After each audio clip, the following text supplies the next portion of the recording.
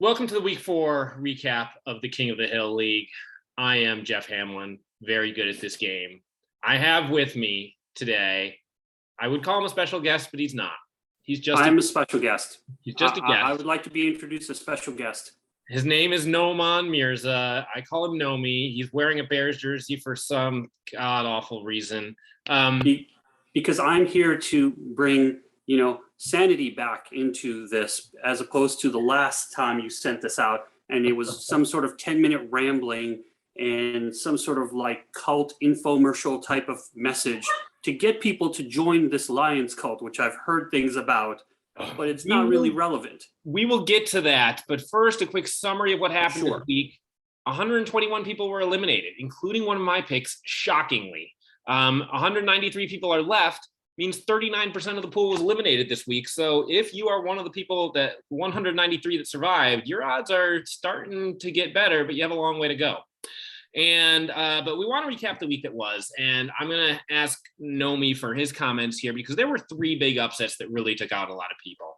And just want to get your take, Nomi. Should people who picked these teams have seen it coming?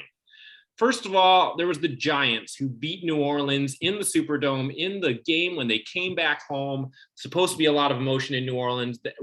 Should the people who picked New Orleans have seen it coming? Yes, they absolutely should have done that. Seen it coming. They were betting on Jameis Winston.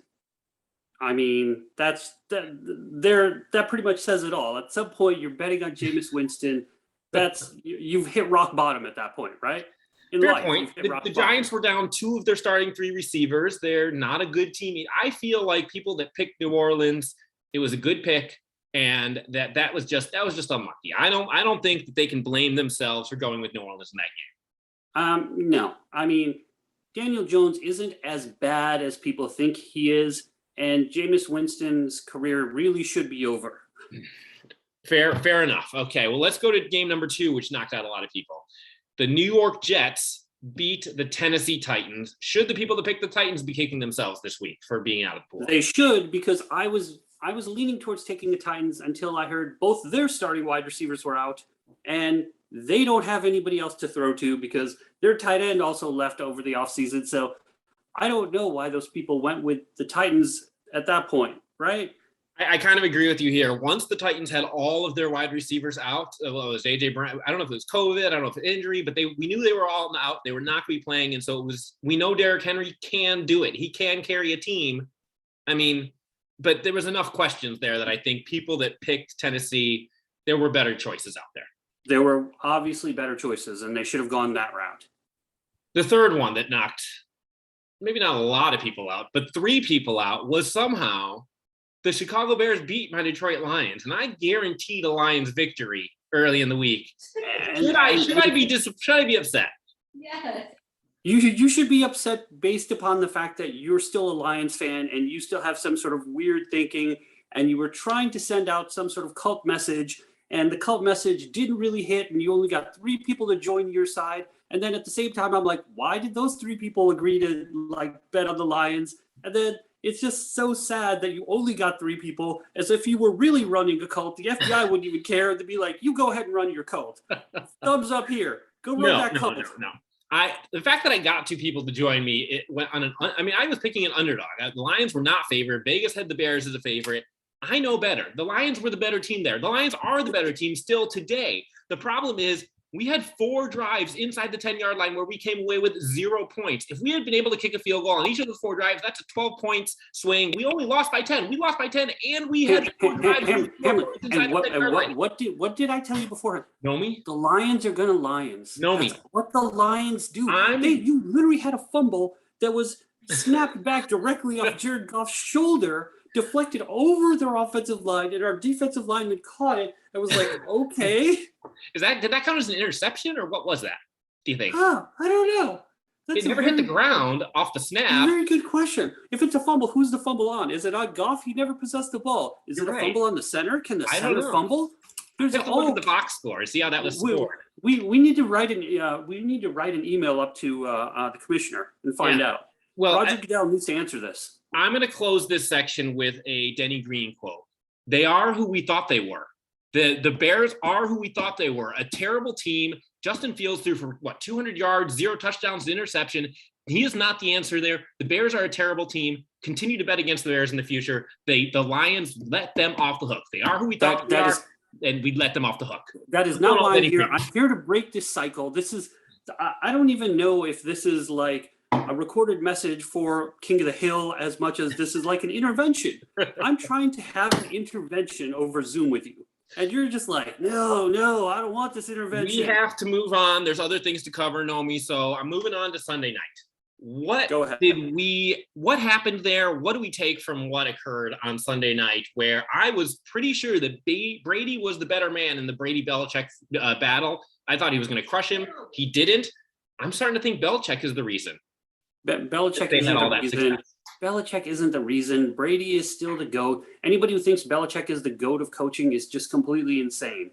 Belichick is not the GOAT of coaching. He's never won. He never won in Cleveland without Brady, and Brady won without him. I think that just, at that point, the scales tipped definitely. Brady barely squeaked out this win. He threw 0 touchdown passes, and I don't know if you heard the stat in the middle of the game, but Mac Jones at one point in that game completed 19 straight. Mac Jones is a rookie, and in the completing 19 straight, he tied Tom Brady's record, the best Tom Brady has ever done in his 20-plus year career. He wasn't even throwing over 15 yards. Belichick is the answer. He didn't even try to throw over 15 yards in that game. And at that point, if you're not even doing that, it makes me think, oh, maybe I could play quarterback in the NFL. I don't have to throw it over 15 yards. It'll be fine. And literally, that's all he was doing. And as for Brady, Brady's teammates kind of haven't lived up to par at this point because, Antonio Brown dropped a touchdown pass. Cameron Brate dropped a first down pass early in the game. They weren't playing well, and it was like a weird sort of, atypical weather for Boston at that point, right? Which is just crappy.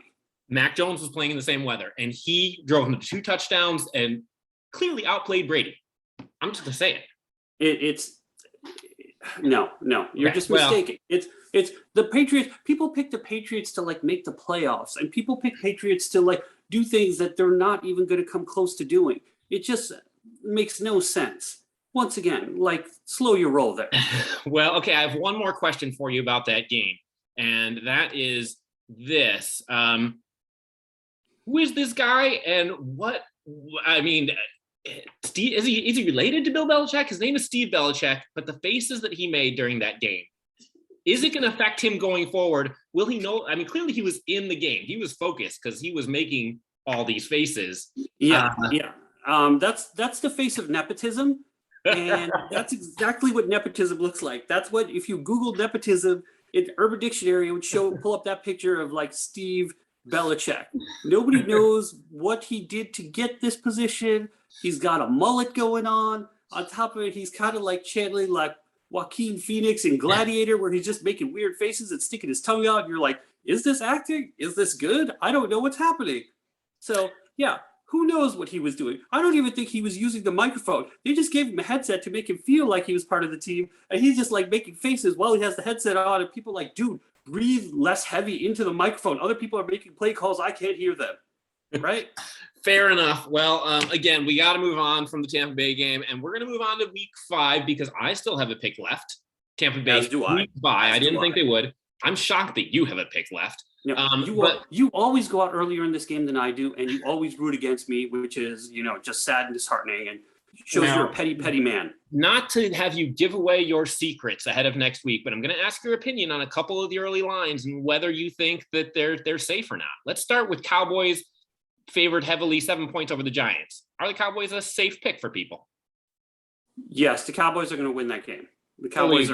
I think the Cowboys are going to win, and by more than 7, I don't think that one's going to be close. The Giants have had their moment in the sun, and they are going to go back under a rock. Vikings by 7.5 over the Lions. Is that a safe bet to pick the Vikings to beat the Lions? It is not a safe bet. The Vikings are not that good. I don't know. Kirk Cousins is just the dude who gets by in life and somehow. And he could get COVID. He could show up with COVID this week. He what? He could show up with COVID this week. He didn't take the vaccine. Exactly. Nobody knows what the Vikings are. Nobody really knows what Kirk Cousins does, except he keeps making more and more money. True. And somehow, and they only scored 7 points this last week. I don't know how they're a 7.5 point favorite. Exactly. He's kind of like the Elon Musk of the NFL. Everybody's like, hey, he has money, but nobody knows how he got the money. Fair. Like he doesn't play quarterback that well, so I don't know. Bucks 10-point favorite over Miami. Are the Bucks a safe pick over the Dolphins and Jacoby Brissett? Yes. I'm not so sure after what I saw last week, but maybe, no. I mean, that moment was too big for Brady. Maybe he gets back to a place where he feels comfortable again. Yes, that's essentially true. The Bucks are going to win that game. Big. Pats 9-point favorites over the Texans. Are the Pats a safe bet over the Texans who lost by 40 to the Bills? The Patriots? Yes. No, they are not a safe bet in that game. I think for sure they are. The Texans got crushed by 40 to nothing. They did, but I don't know. That game is just an odd one to me. I'd sit out on that one. I understand it's Davis Mills and like Stanford hasn't had a quarterback since Andrew Luck retired. The ghost of Andrew Luck still exists there. I don't know, but yeah, I think it'll be close. That game will be close, oddly. Okay. And then the Ravens are touchdown favorite over the Colts. Do you feel safe with Lamar Jackson against the Colts, who won a game this week? Yes. Yeah. The Ravens are going to.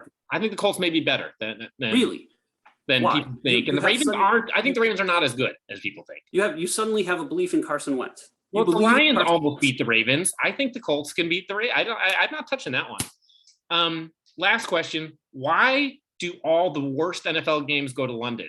The people in London have to watch the Jets play the Falcons this week. Why do we subject the Brits to such bad football? It seems like it's always a bad game. Because they're not smart, right? The Brits are just like, yay, we have something except like soccer hooliganism to like be happy over. So they're like, yay, let's just see these two football teams and these people just like fight on the field as opposed to us in the stands when soccer is happening while someone's faking an injury down there while doing exercise or running around, whatever soccer is.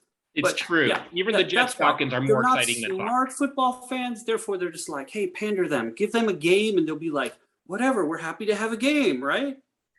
Good enough. Well, I think we have probably taken up enough of people's time. The Bears this week, who do they play?